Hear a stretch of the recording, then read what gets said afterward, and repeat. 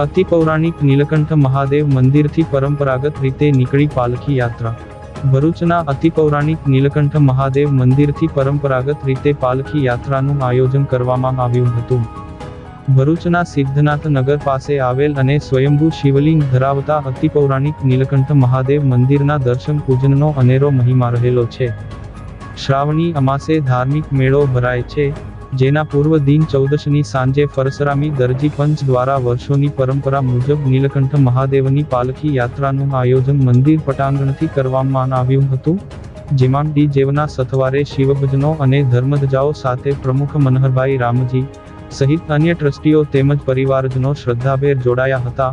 આ પાલખી યાત્રા મંદિરથી નીકળી સેવાશ્રમ રોડ થઈ નીલકંઠ નગરથી સિદ્ધનાથ મહાદેવ મંદિરે પહોંચતા ત્યાં આરતી કરી પુનઃ નીલકંઠ મંદિરે પહોંચતા મહાઆરતી સાથે સમાપન કરાયું હતું।